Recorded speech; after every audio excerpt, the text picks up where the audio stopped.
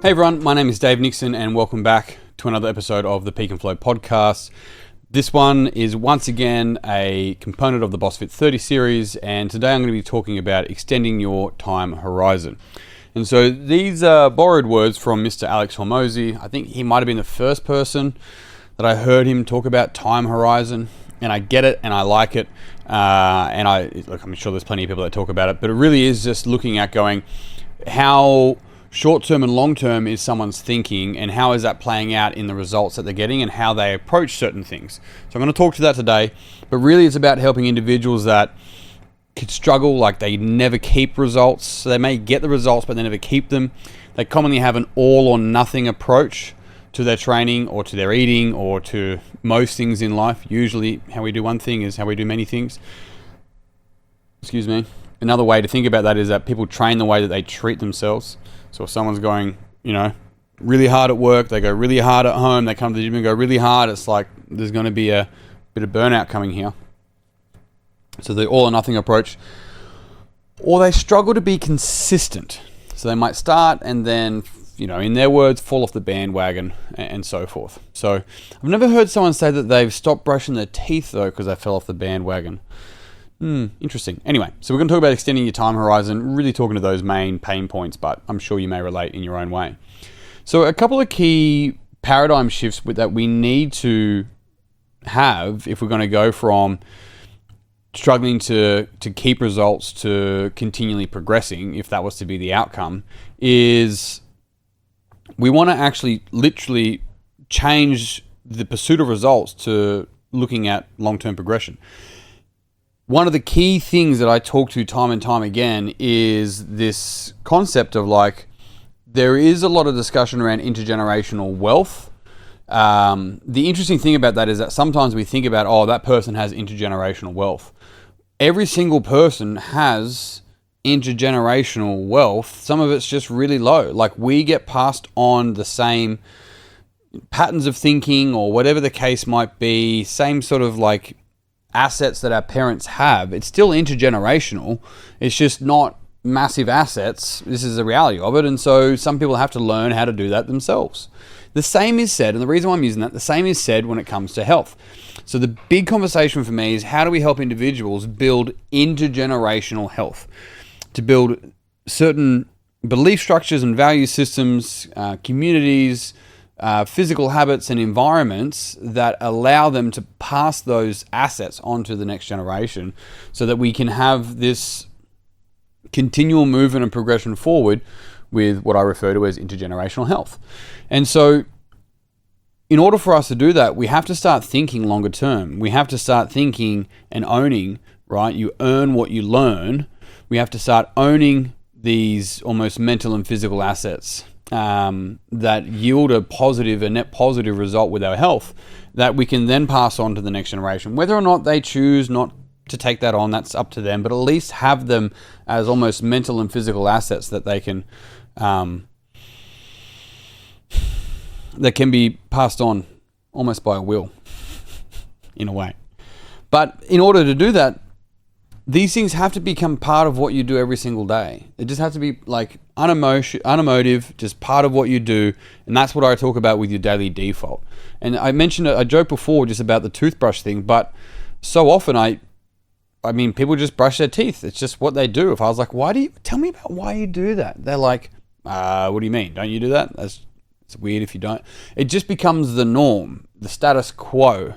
And so really here, it's about changing our daily default, about changing our status quo to something that resembles a greater return for our investment of time and energy and really our learning, our education.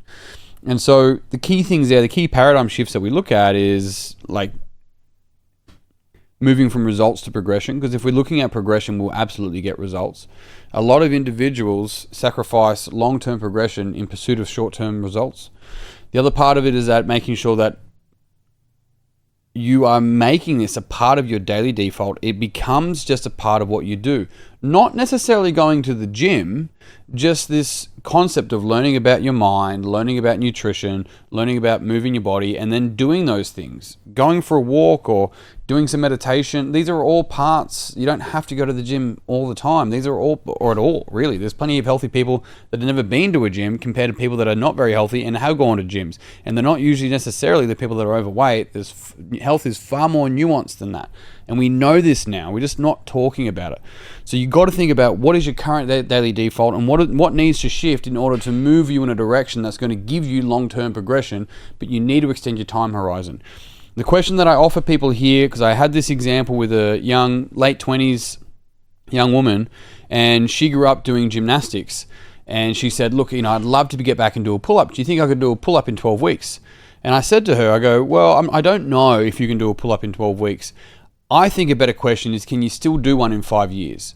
And all I was offering her there was just this concept of extending her time horizon and being like, yeah, can you do it, but can you keep it? Like, we probably could smash it out and get you to do one, but can you keep it? Or are you just trying to tick things off and say that you did it because you achieved, but really long term you didn't, right? So different parts that we have to address here is things like our identity. We have to update our beliefs and shift from this sort of black and white thinking to process thinking, or static thinking to process thinking.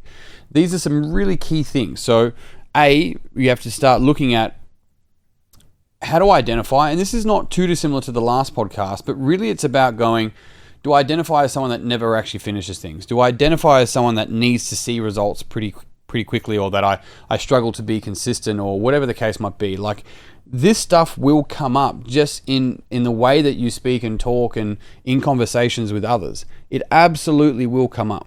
But in many different ways. Like, I would hear it in someone when they go, I've been really good with my diet this week. It's like, why is it good? It tells me it's not your default. It tells me it's not your norm. So at some point, you're probably going to go back to your normal, which you actually call not good, because in order for the current week to be good, you have to know what not good is, and you're doing something different this week.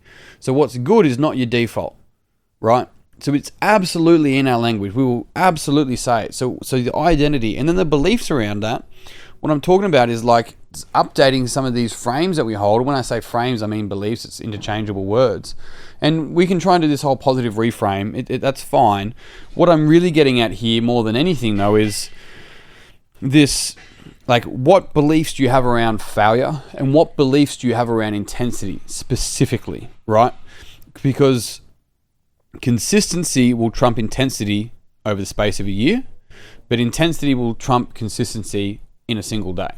And so what type of intensity and adaptability, which we'll talk through on the next podcast, can you continue to maintain, or at least have flexibility and adaptability with, to be able to actually yield a result long term? And then, do you see failure as an event? Do you see failure as a person? Do you see failure as a full stop, a stop sign, a red light, a U-turn? How do you see failure? Because failure is not the opposite of success. Failure is part of the process of success.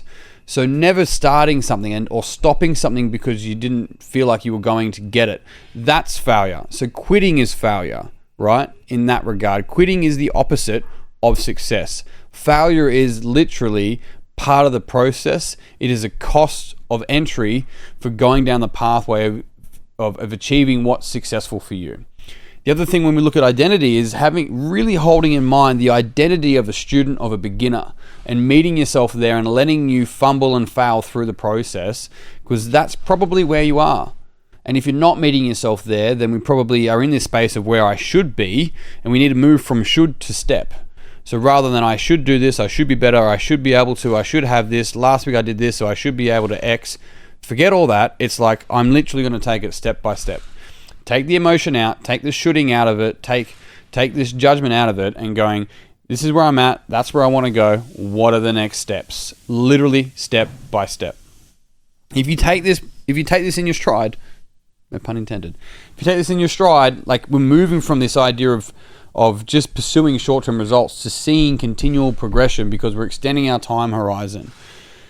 The other thing is that your ability to deal with challenge will change significantly. right? It'll change significantly. You'll see challenge as just a normal part of the process rather than a sign saying you can't go this way or you should stop. So really the challenge is usually to do with unexpected. It's like the question, do you like surprises? And people will say, yeah, I do. It's like, well, no, not necessarily. You like surprises that you like. Surprises you don't like, you call problems, right? So challenges can sometimes be like that. It's just part of the process. And so your ability to take that in the stride and adapt comes from a flexible approach, which we'll talk about in the next one, rather than this all or nothing intensity approach.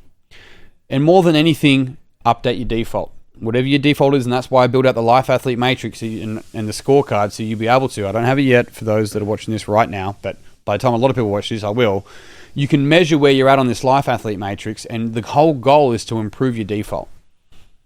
Cool. Extend your time horizon, move from results to progressions, update your default. And that's me done. Thank you very much for tuning in. If you enjoyed this podcast, it would mean the world to me if you'd pass it on to someone else that you think would also enjoy this podcast. If you haven't already, you can learn more about the BSFT30 program in the show notes. You can join the WhatsApp discussion, or you can sign up for free. The BSFT30 is a free program that we build out, so I hope you enjoy it. If you want to learn more about the programs that we run, you can learn more in the show notes as well. But that's me done. I'm out. Until next time, peace and pizza. I'll see you soon.